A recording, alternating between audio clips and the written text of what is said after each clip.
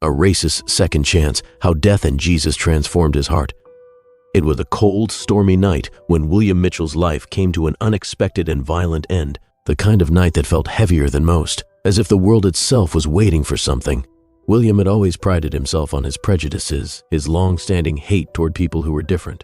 He'd grown up in a small town where his views were shared by many, and in his eyes, those who didn't look like him, didn't think like him, didn't deserve the same respect.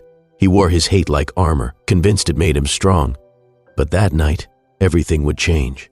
Driving home from a heated argument at the bar about outsiders taking over the town, William didn't notice the car coming in the opposite direction, its headlights blinding him as it lost control on the slick road. Before he could react, a violent crash occurred. The world blurred around him, and then silence. In the moment of impact, William felt as if his very soul was being ripped from his body. His chest tightened, his breath vanished, and everything he had known, every word of hate he had ever spoken, seemed to vanish with him. William found himself standing in the dark. There was no sensation of being anywhere, no ground beneath his feet or air in his lungs. He felt weightless, suspended in something that was not quite darkness, but not quite light either. He tried to speak, but no sound came. His mind raced, thoughts tangled in confusion. Had he died? Was this what came after life? He tried to remember the accident, but it was a blur. Suddenly, a light appeared in the distance. It was gentle at first, but it grew steadily brighter, until it consumed the void in which William stood. He squinted against the glow, his heart hammering in his chest, unsure of what he was witnessing. Then standing before him, as if drawn from the very light itself, was a figure, Jesus. William could barely comprehend what was happening. He had heard of Jesus, of course. He had seen the crosses hanging in the homes of friends, heard the name mentioned in passing conversations, but he had never thought much about it. Now, seeing him standing there, with eyes filled with love and compassion, he felt small, smaller than he had ever felt in his life. "William," Jesus spoke, his voice soft but firm, like a whisper of truth carried through the storm. "You have crossed over. Your time on earth is no more, but your story is not yet finished."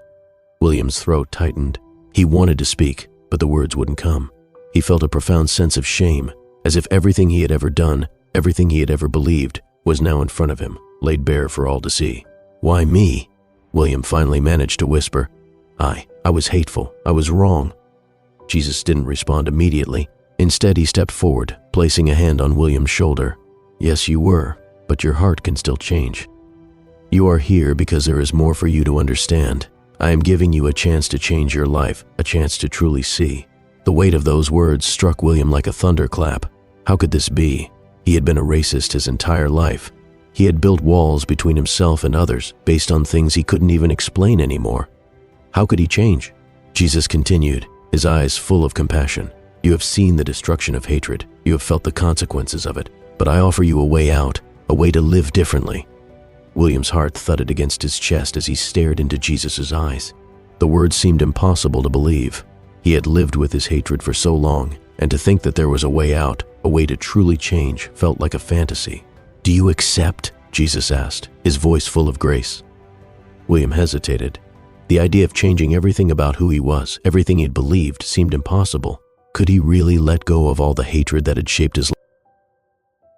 Despised for so long? For a long moment, William stood in silence, unsure. But then, as if something deep inside him had awakened, he nodded. "I accept." William awoke to a sharp pain in his chest. The cold, harsh air of reality rushed in around him, and he realized with a start that he was alive. He was lying in a hospital bed, hooked up to monitors, surrounded by the sterile scent of antiseptic.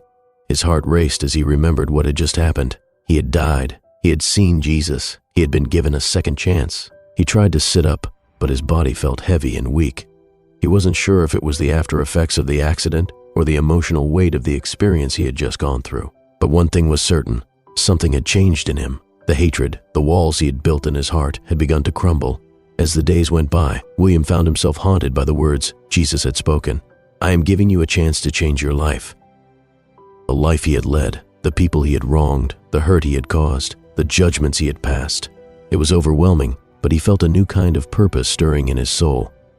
His life was no longer his own. He had been given the opportunity to make amends, to change, and he would not waste it. If you've been touched by William's story, don't forget to like this video, share it with someone who needs to hear it, and comment below with your thoughts on his transformation. Do you believe that people can truly change? Let us know in the comments. And if you haven't already, be sure to subscribe so you don't miss out on more powerful stories of transformation and redemption. Over the following months, William's life began to change in ways he never could have imagined. He reached out to those he had hurt, apologizing to people of different races and backgrounds, some of whom had been his closest friends, others who had been the very targets of his prejudice. At first, many people were skeptical. They didn't believe he could change. They had seen his anger and hatred, and it was hard for them to believe in his sincerity. But slowly, William's actions began to speak louder than his words. He enrolled in a community program that worked with minority groups, spending time with families, helping rebuild trust in neighborhoods that had long been divided. And as he did so, his heart softened. He began to see the humanity in everyone, no matter their skin color, their religion, or where they came from. He came to understand that the very thing he had hated all his life, the differences between people, was actually what made humanity beautiful. One day, he stood before a crowd, speaking at an event designed to promote unity and understanding. As he shared his story of redemption, he couldn't help but feel the weight of the words Jesus had spoken to him. "I was lost," William said, his voice steady but filled with emotion. "I was blind to the truth. I hated because I was too afraid to love. But now, I see. We are all God's children, and no matter our differences, we are called to love one another. I've been given a second chance, and I will spend the rest of my life working to right the wrongs I've done." The applause that followed was overwhelming, but it wasn't the applause that mattered. It was the transformation in his heart, the profound understanding that love, not hate, was the answer. William had come a long way since the accident that had changed his life forever. He had been given a second chance, not just at life, but at living it with meaning. Every day, he worked harder to undo the damage caused by his hate and bigotry. His heart had transformed, but there were still challenges. People didn't always believe that someone so deeply entrenched in prejudice could change. Many were skeptical, and some rejected him altogether. Yet, with each encounter, with each action taken toward reconciliation, he proved them wrong. He continued his work with marginalized communities, building relationships and bridges where walls had stood for generations. He volunteered at soup kitchens and shelters, places where he had once turned a blind eye.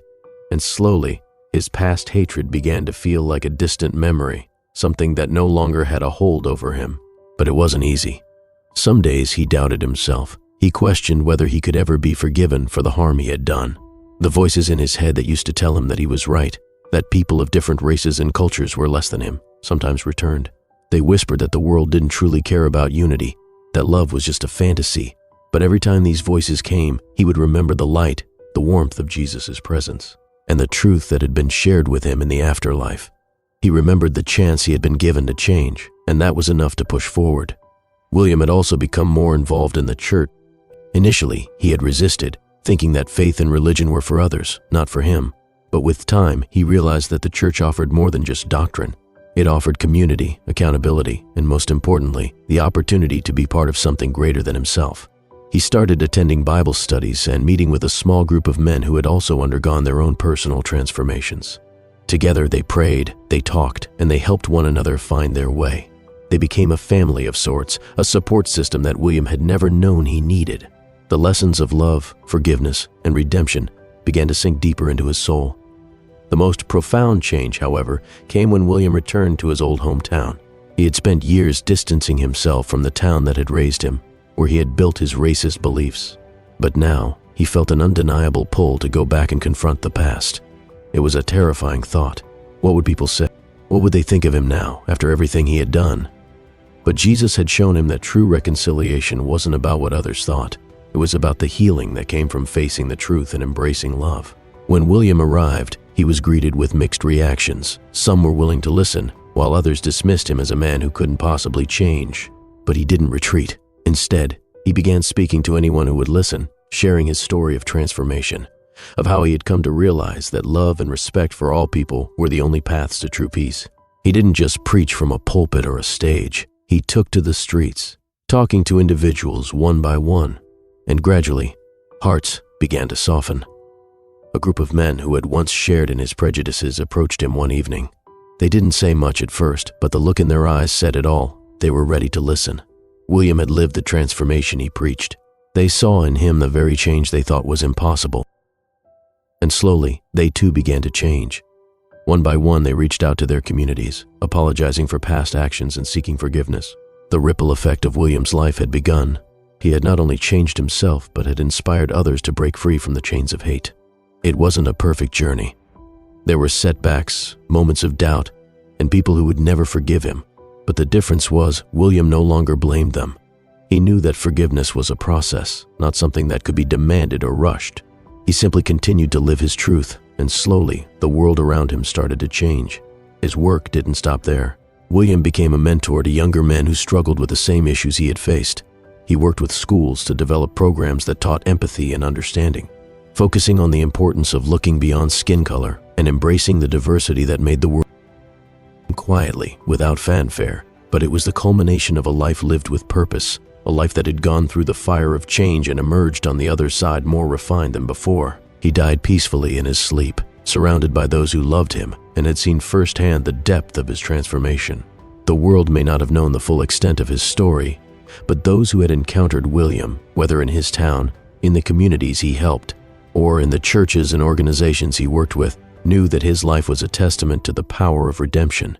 They knew that, in the end, his greatest legacy wasn't in the monuments he built or the speeches he gave, but in the lives he touched, the people he changed. At his funeral, a diverse group of individuals gathered to pay their respects.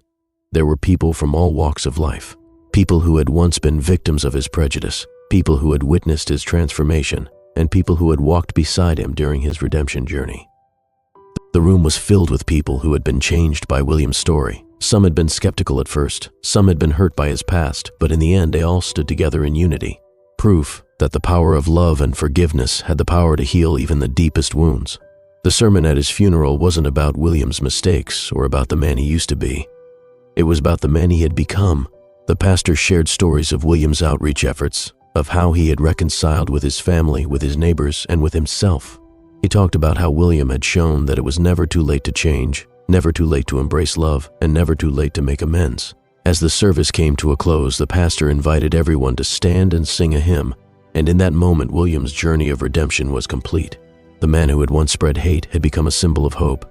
His life had come full circle, from a place of darkness to a place.